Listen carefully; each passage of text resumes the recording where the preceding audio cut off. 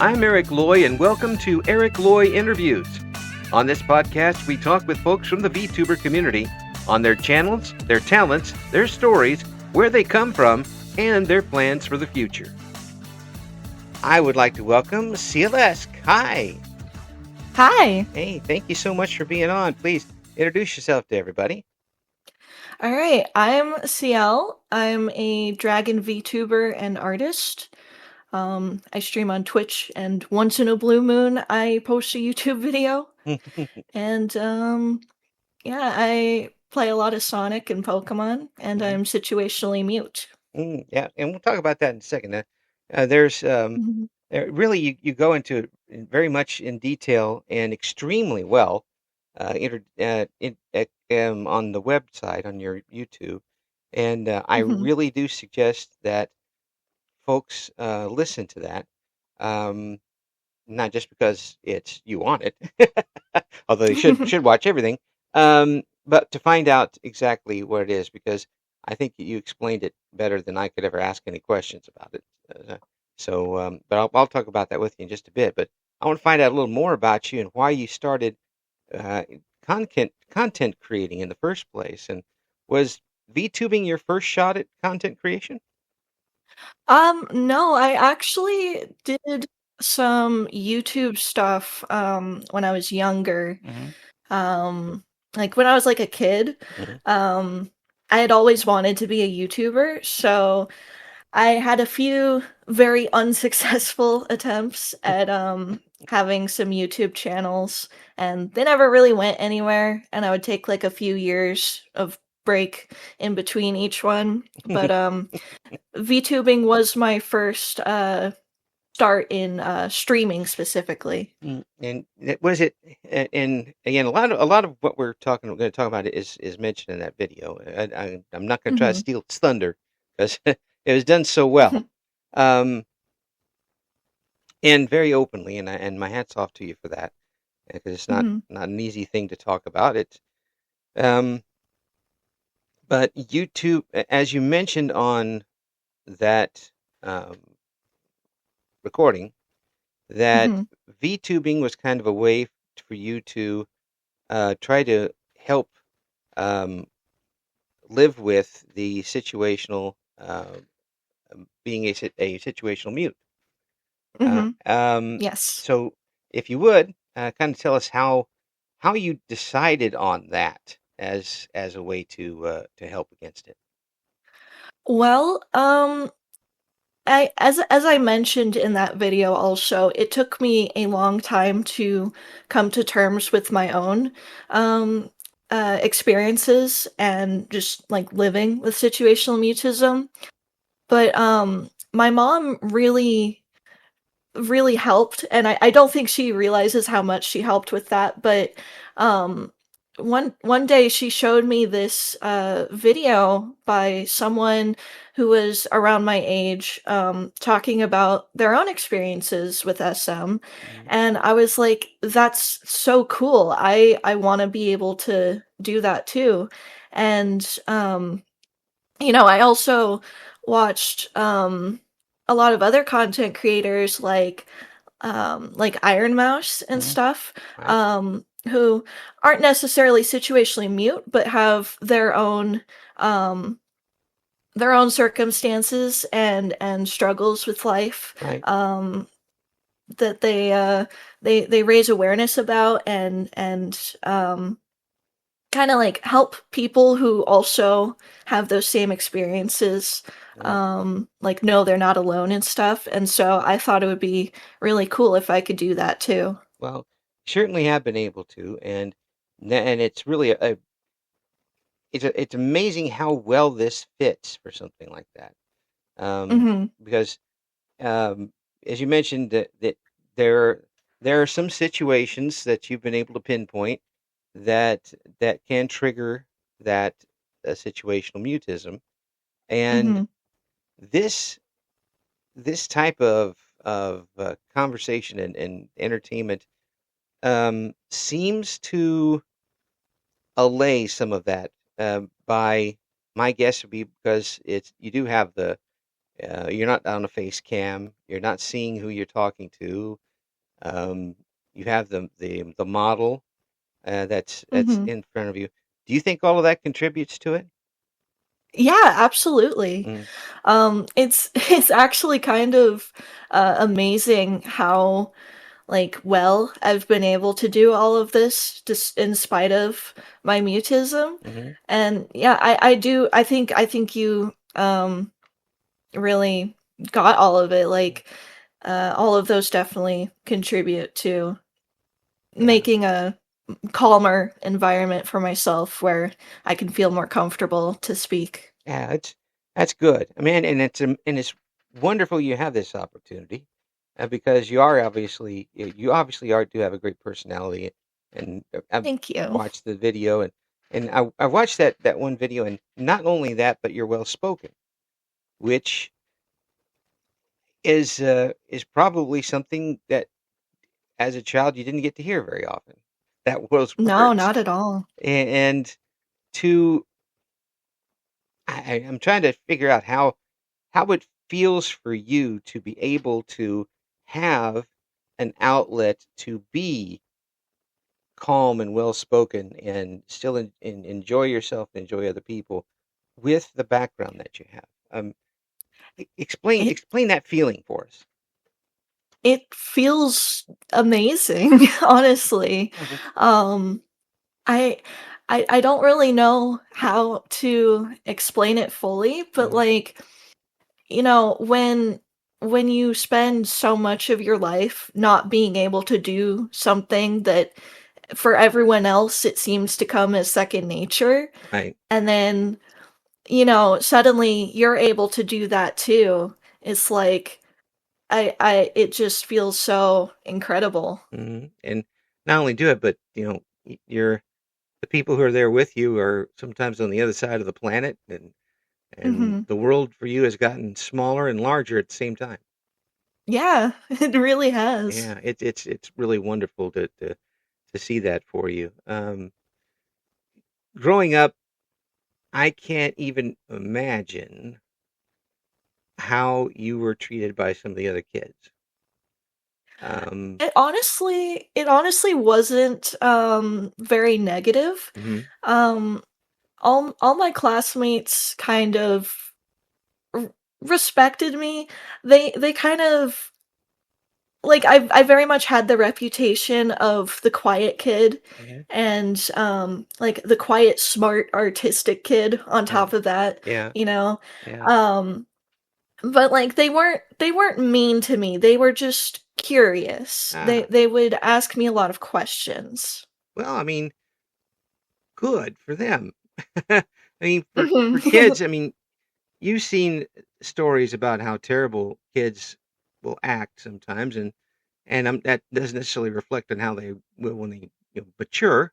I mean, I said some really Mhm. stupid things when I was a kid. Like when I was 45, I said some really stupid things. Yeah. For some people, kid is relative.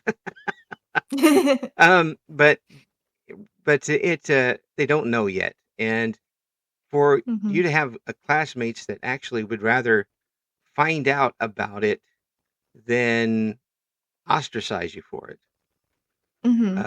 is it says a lot about them too.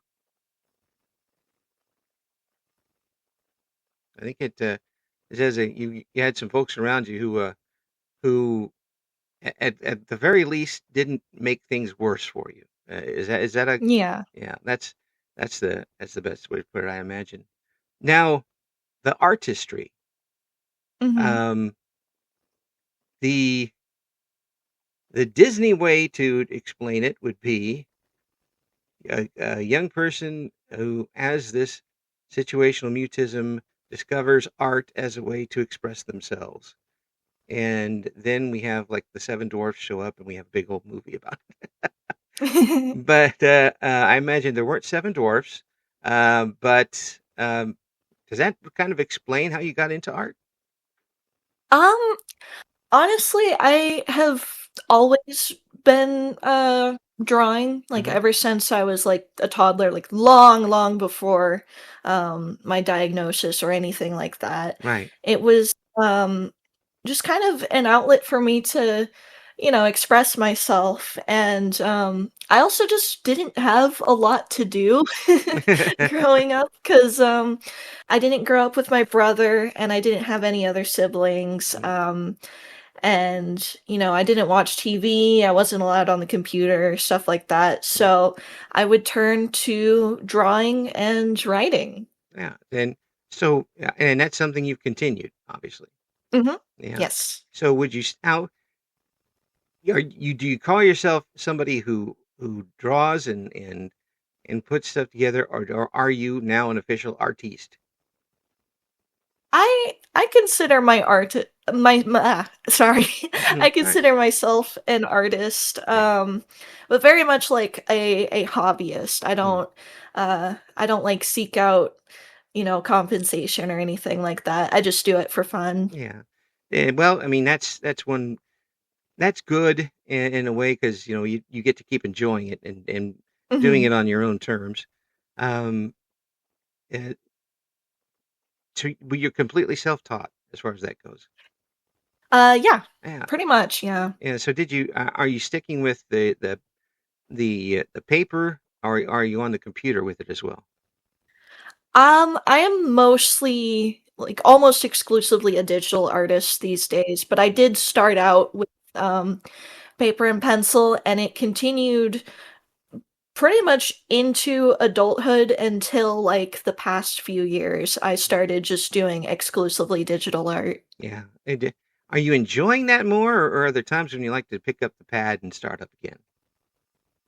I it has its, pros and cons, but I think overall, I really enjoy the process. Mhm. But, there are just some things that you can't, or that are harder to achieve, digitally Yeah. than, just drawing on, paper and pencil. And shading, is that one of them? Mhm. Yeah. I Yeah. would think that would be it. But one of the things that does help is the undo button, though. Yeah.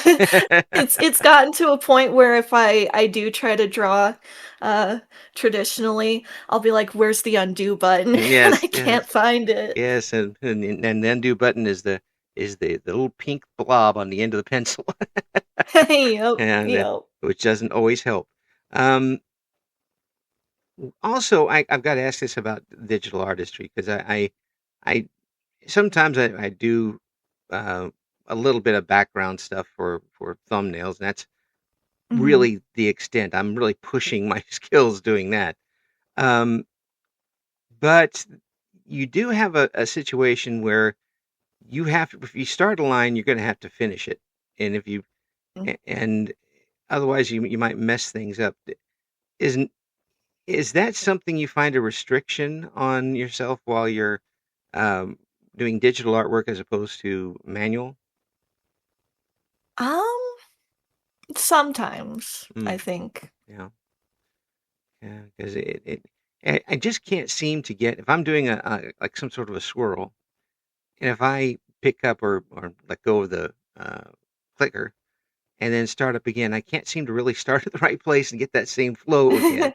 Um, and I hit undo and undo and undo and undo, and finally I just give Yeah. up and Yeah, start over. it's definitely a learning curve, and I have a drawing tablet that doesn't have a screen, so I have to look at the computer screen while I'm drawing, Ah, and that added a whole new layer of learning curve. oh yeah, it's like doing remote surgery. Yeah. Yeah, with less blood, maybe. No, with no the way I the, Sometimes. the way I do art, usually somebody's bleeding by the time I'm done. It's that bad.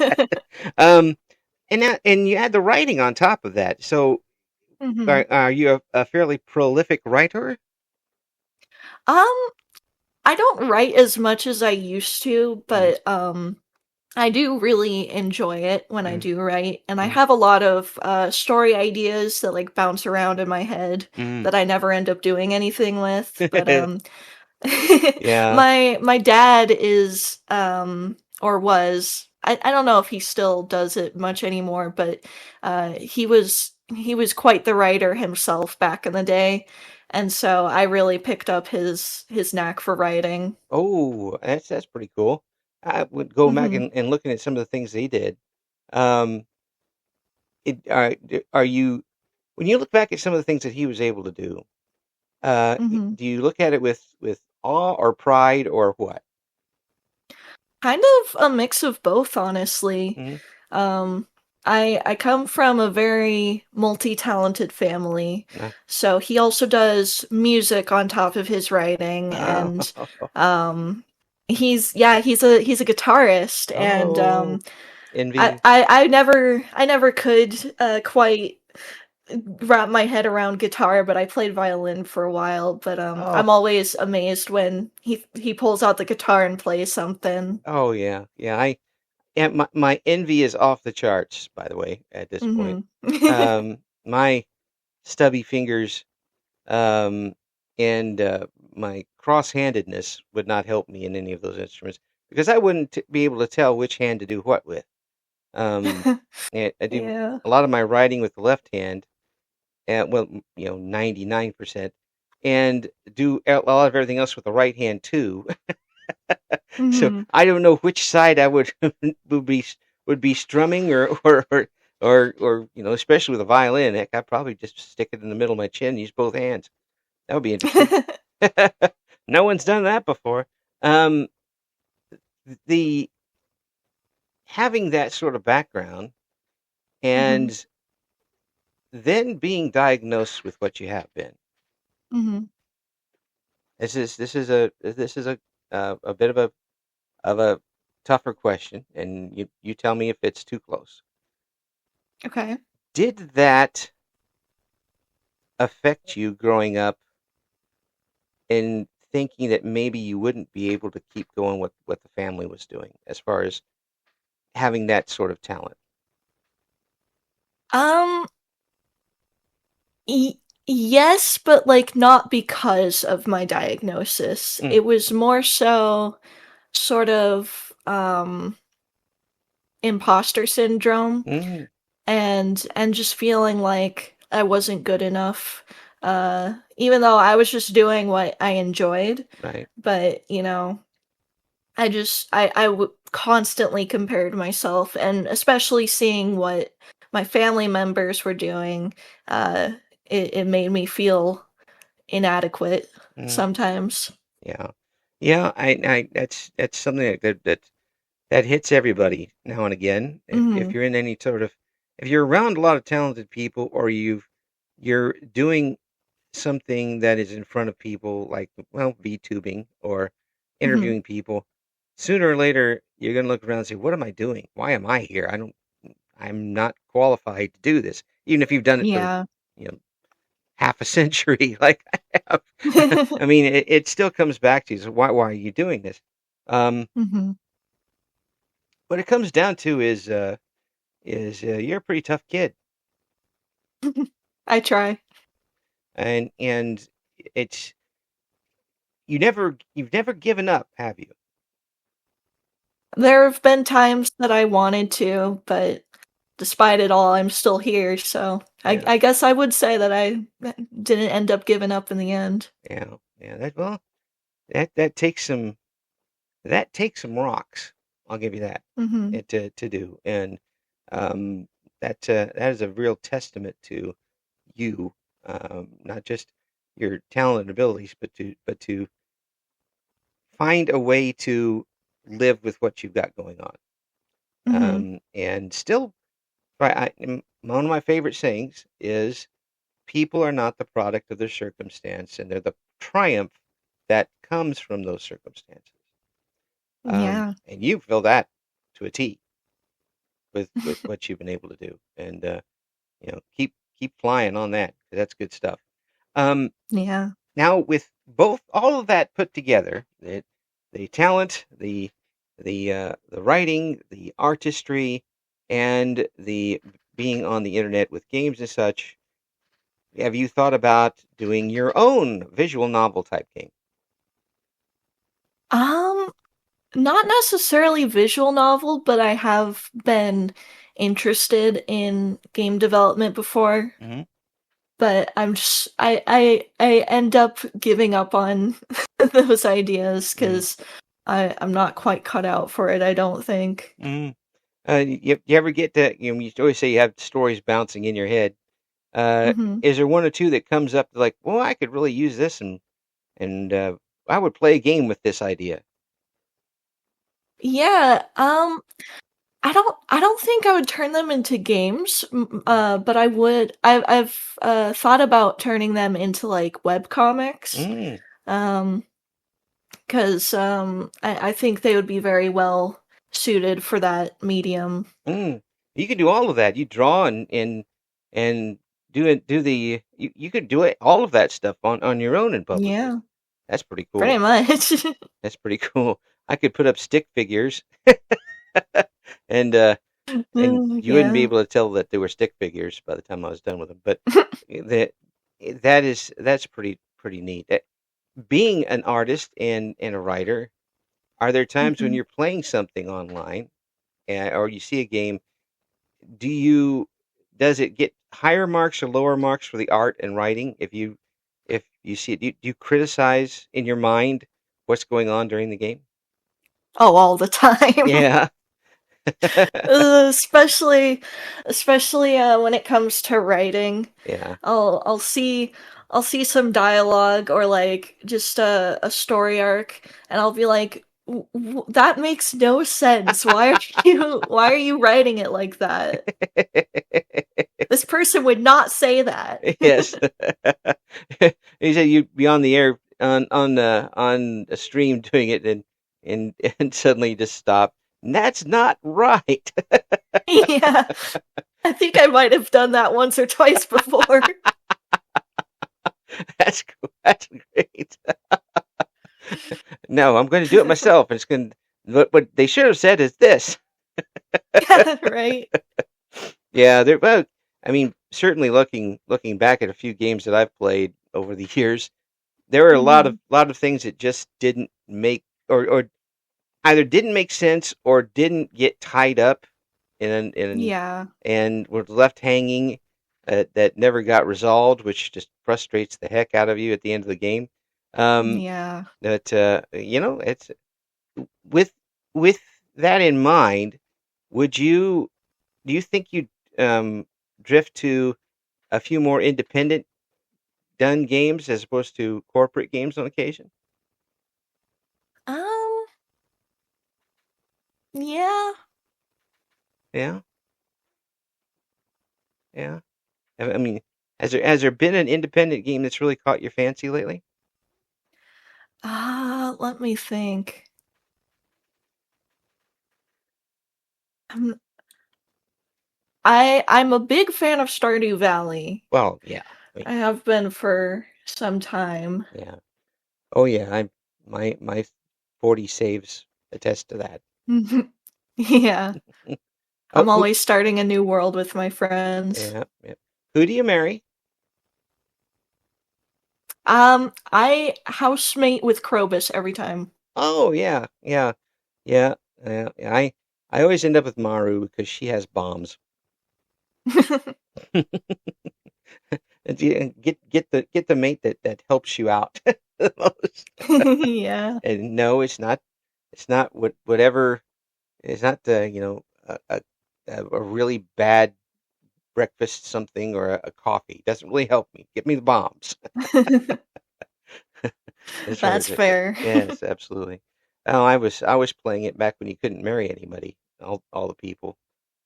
You could plant trees in people's houses, which was really funny. Oh, nice. Yeah, especially with Pam. Yeah. She kind of deserves it. Yeah, Pam, you think your house is a mess? Here, have some trees.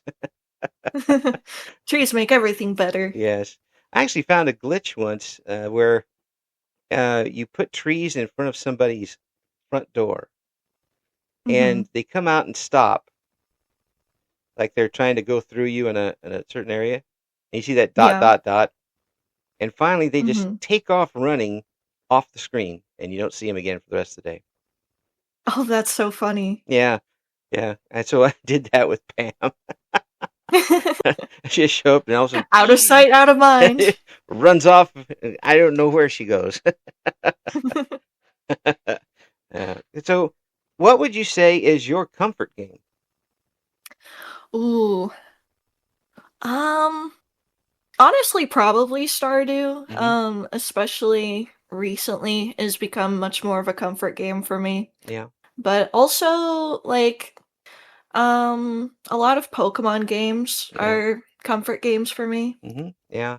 You can, although you can certainly get frustrated in a hurry with. Mhm. Yep. Yeah. What's your favorite type of Pokemon game to play? And have you ever done things like Nuzlocks and that sort of thing?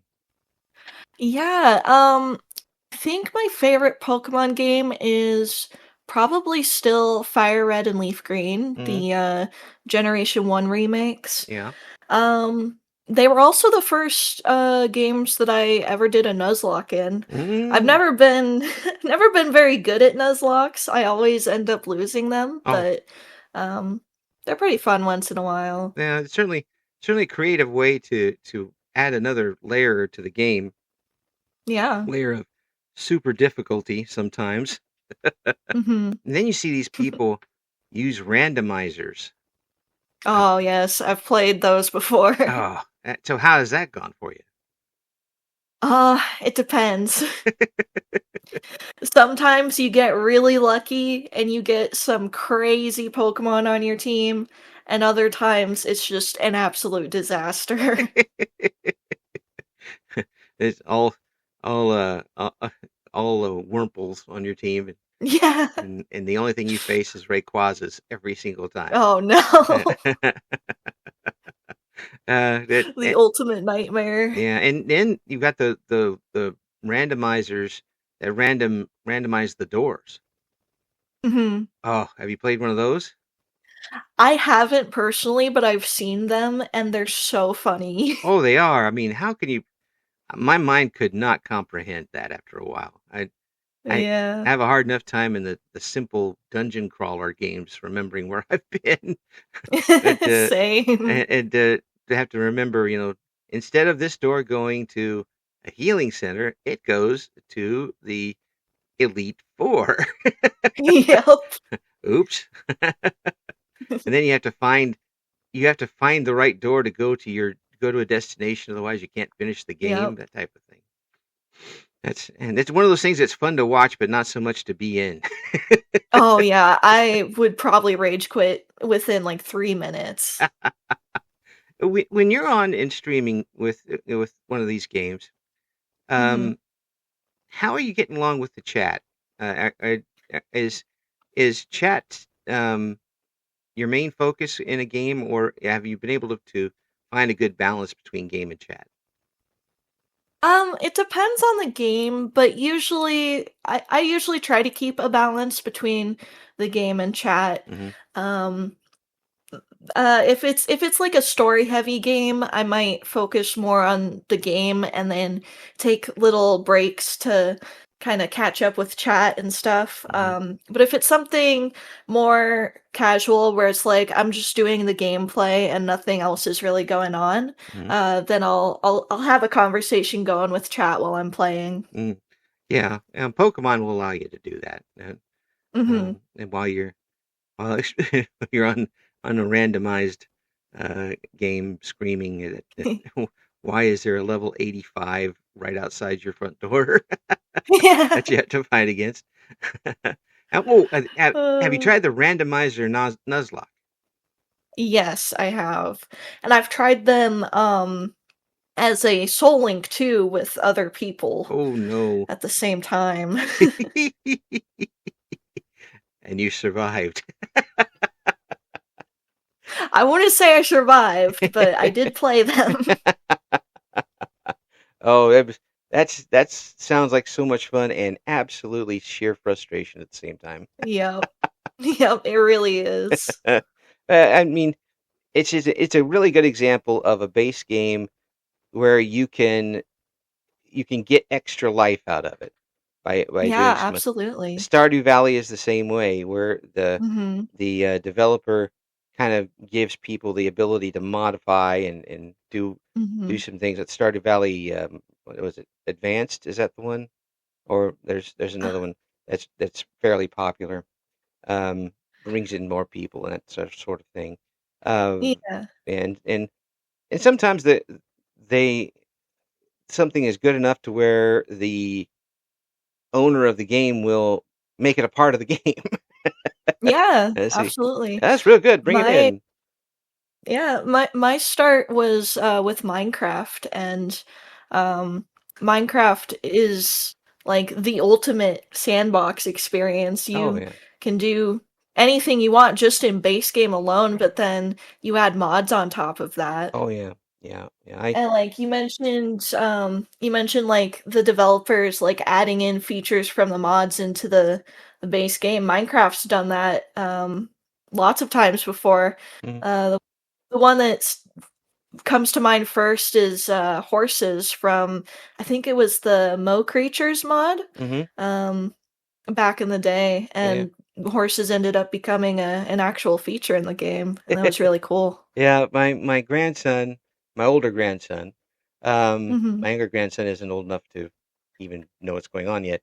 Um, he plays Minecraft and he just basically does it for the building. He's Hmm. not really old enough yet to get on and play, and especially anything that's a server based type of Hmm. thing. He gets on and he has his own sandbox and builds these things. And he let me on one time because I had never played it, and he kicked me off because the only thing I could do basically is punch his sheep to death. How could you? That's the only thing I could do. I don't know what any of the other buttons do. I walked up and boom, boom, boom, boom, and I did knock a cow into the water. That's it. Papa, you can't play anymore. Okay. That's one of the first times I really felt old about a video game. Yeah. I'll get you, boy. Just get the chessboard out. So, um, when you mentioned starting and it being a part of um, of trying to live with the mutism, um, Hmm. when you first started talking with chat, was it easy for you to do, or did you have to overcome something at the time?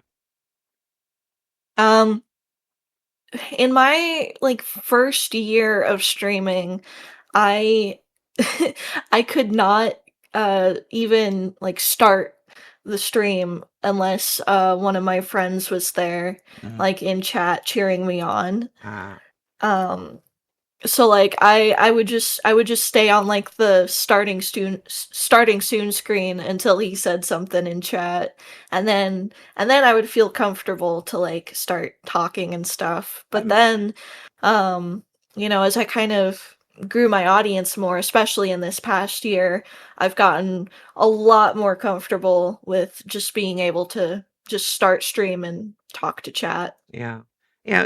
It's kind of like getting a push down the hill on a sled. Uh, Yeah. once you got started, or a lot of my old cars that always needed jumped in the winter. And once you got started, it was fine, and and Yep. and you were and you were you started bringing them in as you got more comfortable. That's pretty brilliant, Yeah. actually. Um, and now you've gotten to the point where are you nervous at all before going on, or if Honestly, not very much anymore. yeah, If it's like a special event, I will get nervous, mm, but if it's just one of my regular streams, I'm like just perfectly fine to start streaming now. Like mm, absolutely no nervousness at all. mm. Has it gotten now to the point where you can control what happens a little bit better than you could in the past, or is it still a situation where it can come out of anywhere and you're mute for a while? Yeah, I think I have definitely a better hold of it now. Hmm. There will be like certain moments, where I just kind of go quiet for a little while, especially if I'm like doing a collab. Hmm. Um Especially if they're people I don't know very well yet. Yeah. I'll be way more quiet there. Yeah. But otherwise, like in my usual streams and like with my good streamer friends and stuff, it's usually doesn't be it's usually not an issue for me. Yeah. Are you do you look over your shoulder occasionally and and Um check to make sure that none of the triggers are around? Sometimes. Mm, yeah. Yeah. I can't imagine having that and not occasionally still looking over your shoulder no matter what's going on. I mean, when you've got a good long communication going and a conversation with someone, Mhm. um, are you relaxed while you're doing it necessarily? Are you able to relax on a long conversation with somebody that you don't know very well? Yeah, if we start getting to talking and yeah, once the conversation gets going and like we've kind of established the vibe of the conversation and all that, I Yeah. definitely am able to relax a lot more. Well, I'm glad to hear that because we've been there for 35 minutes. I Yeah. know, but seriously, I hope you don't mind my questioning that because it's again I'm trying to learn a little bit about what's going on and you've been very open with it and I knew you would be after recording that particular message on your Mhm. YouTube channel. What triggered you to make that message and how long did it take for you to get the words correct? I had been wanting to record that video for probably over a year at this point. Okay. Actually probably closer to 2 years, maybe even 3 years. Mm, Um, it's part of a larger project that I'm still currently working on mm, that I have also wanted to, uh, release for the longest time. It I don't really know why it took me as long as it did, mm, but, it did take me a long time to finally sit down and write that script, yeah, um, and get all the information out there that I yeah. wanted to. Is it but do you think it might be because you've lived it and you wanted it to be authentic? Yeah, part of it was that, and the other part of it was kind of just battling again, sort of imposter syndrome of Mhm. like, I am not an authority to talk about this, even though I've lived it Yeah, most of my life. right, Like, I'm not the person to share this message or whatever. right. And finally, I just had to be like, I'm just going to talk about my experiences and I'm gonna put it out there because someone needs to do it. Yeah, yeah, and a message like that will resonate with other folks who Hmm. uh, have similar situations Yeah. or know somebody maybe who is in that situation, and that might also be very positive. A family member or a friend who goes through that, and Hmm. once you got the diagnosis, and it did take a while, from what you Hmm. said, relief or anger when you got it. A lot of anger, Mm, a lot of confusion. mm, Um, Nowadays, like, looking back, kind of frustration that it took so long to get that diagnosis, right. but in the moment, it was anger that there was something, quote, unquote, "wrong" with me, Mm, because I as I mentioned in that video, I was so obsessed with the idea of being normal mm, and all that. And so I couldn't accept that there was this thing that made me not normal, Hmm. that made it hard or impossible for me to speak like a normal person, you Hmm. know? Yeah. Well, now getting into VTubing, you're not going to find anybody normal. Mhm. Yeah, that's true. If everybody was normal, I wouldn't be doing these interviews. I could just, Yeah. but the diversity of everybody here kind of, Mhm. I would guess, makes it more welcome for you. Oh, absolutely. Yeah, and um, I'm thinking of the chant "One of us," Yeah, absolutely, yeah, one but of one of us. us. Um, and the welcoming aspect of this medium is one of the biggest pluses, obviously. Um, Yeah. have How long did it take for you to feel truly at home once you started VTubing? Um, Probably about a year. Mm, Um, because around this time last year is when I started meeting other VTubers and like actually reaching out and becoming mutuals with them and stuff mhm. and befriending them. Yeah.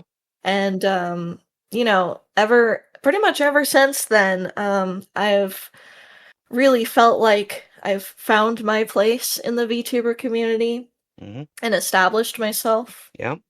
But it definitely did take a while to have that feeling. Yeah. And for folks who come on and see what you're doing, because it is fun. Mhm. You really do a good job with it. It is Oh, thank you. entertaining. Um, you're getting you're having people come back for not being the person with, this situation. You're having Mhm. people come back for you and your personality. Yeah. And when you look at that, how does that make you feel?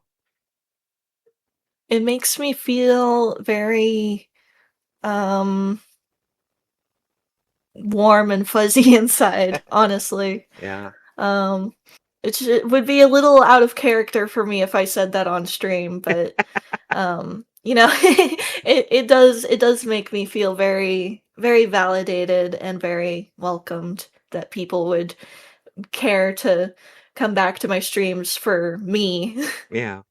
It's despite all the bells and whistles that people come in with and Mhm. situations that they come in with, it's Mhm. still the personality and the interaction that is the basic drive for Yeah. folks to come in. And you could be playing a game that's not all that great, but they still like to be with you when you're doing it. Yeah. Yeah. Compared to the old DJs where people could hear a song on any station, but they came back for the person playing it. Mhm. That did make a difference. And I think we're seeing a lot of that now. Um, it almost has to be validating in a way Yeah. that happens, and it certainly does put the wind beneath the wings to keep going. But Absolutely. you did mention you're working on another bigger project, and you didn't say what Mhm. it was. You don't think that my investigational skills have waned in my elder years. What's that bigger project, or can you tell? Um, it's, it's again related to, situational mutism, and Mm-hmm. it's basically this, it's supposed to hopefully be this, like, big resource, Mm-hmm. um, from the perspective of someone who is situationally mute, Mm-hmm. because, right now, if you, go on the internet and look up situational mutism, you'll find mostly, like, very sort of medical level speaking Mm-hmm. of, from the perspective of, like doctors and stuff sort Right. of. Yeah. Um and I want to make a resource that is much more personal Mm-hmm. and like human friendly Mm-hmm. um Practical. of just like yeah, of just like, this is what this is. These are some of like the popular misconceptions, and just like setting the record straight, and also just like trying to show that there is a human being behind the diagnosis. And so that video is part of this larger project, to hopefully spread a lot more awareness, and get some balls rolling to um, have more resources in the world for us, uh, like more campaigns to like donate and research and all of this. You're a pretty amazing person, Oh, thank you. and really, really, that what you're doing now, certainly you could have decided to not do any of that and kind of curl up and stay to yourself and keep all this wonderfulness that you're showing us inside. But Hmm. you've continued to work and show and blossom in these certain areas, um, to not just help yourself but everybody else. That says a lot Hmm. to about you and how your makeup is. Um, Really, really super positive. And by golly, if we had more people that did stuff like that, we'd be in a lot better shape. Uh, Yeah. yeah. My hat's off to you. My admiration you have a lot of my admiration for that. Um, Thank you. and we're going to have the links for Ciel in the descriptions here for this interview. I am better off to have talked with you, and we are better off that you're here on the net for us. Thank you so Thank much you. for being on. It's an absolute pleasure and honor to have you here with me. Absolutely. It's an honor to have this opportunity to talk with you. Thank you for listening to Eric Loy Interviews. Join us again next time when we talk to another member of the always interesting VTuber community.